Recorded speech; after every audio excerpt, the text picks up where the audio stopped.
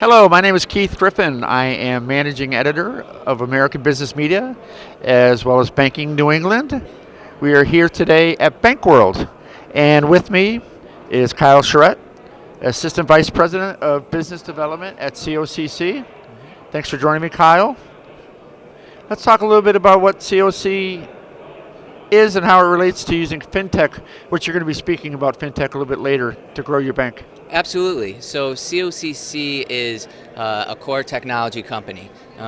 We've been around since 1967. Okay. So we've been offering the technology that banks need for their operations for quite a long time.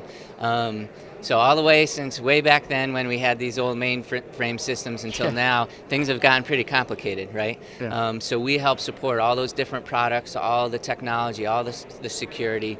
And in terms of the term fintech is one of those very broad terms, right? Yeah. It can mean a lot of different things.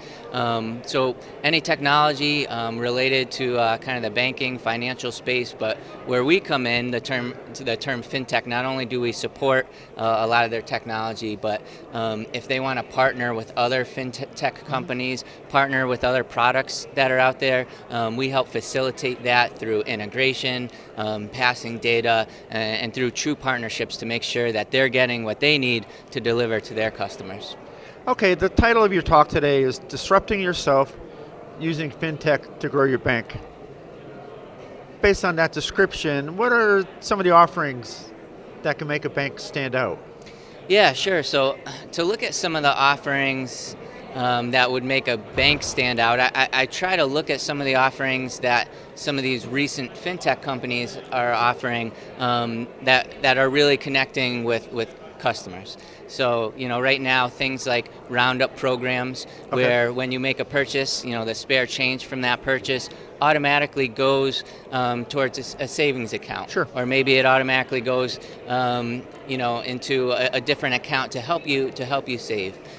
Things like putting credit scores directly in your app, I think is huge. We don't teach kids about credit scores. Yep. Even a lot of adults, struggle with credit scores. What could be better than giving that information when they open up their app?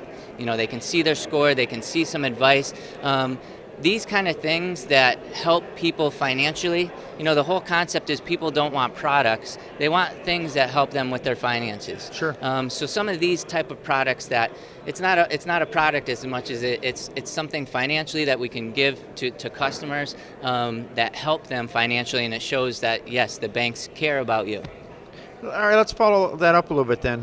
What should banks be considering when thinking about when fintechs are changing the landscape? Yeah, so I think one of the most interesting conversations about how fintech is changing the landscape, I think is going to be the next generation. So I talk about how right now and for a very long time, when parents opened up accounts for their kids, it was with the bank that they were at, right? Sure. It was the local bank that was in their community. But now we're starting to get generations that are very comfortable using things, like Venmo and Chime and, these other apps to hold their money. Now there are even apps for children to help them budget, to help them save, and they're making purchases on apps, and they're very comfortable using tablets and their phones for things. So the next generation, I'm wondering what they're going to do. Are they going to be opening up accounts with their kids at banks, or are they going to be using some of these online entities? And if that starts happening, I think that's really going to change the landscape of where people keep their money in the future. So fintechs, they the future, or are they just part of what banks will be embracing going forward? Yeah, so I think the obvious answer is a little of both, right? Okay. When fintechs first started coming out, there's a big conversation about, okay, are they competitors? Are they going to take over everything? And then we realized, and a lot of fintech companies, I think, realized that, in a lot of cases, they can't go it alone. Sure. In a lot of cases, they need to partner with banks to be successful, and they definitely need to partner with banks to deal with the regulatory side of holding on to money. So there's a wide variety of fintechs from, if you consider cryptocurrency and the big tech companies and big banks and what they do, to the small little startup fintech companies, there are competitors, there are partners, and I think the ecosystem, they need each other for quite a long time. And I think only the big changes will happen in more of the far future.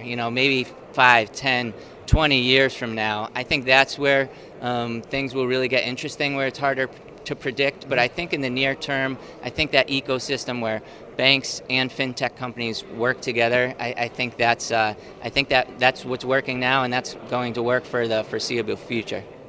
Well, good. We covered a lot. Good luck with your talk this afternoon. Thank you again, Kyle Charette, for taking the time to join us. Kyle's with AVP, of Assistant Vice President of Business Development at COCC. I'm Keith Griffin, plugging my magazine once more, Banking New England and AVP Media, and have a great day. Thanks for your time.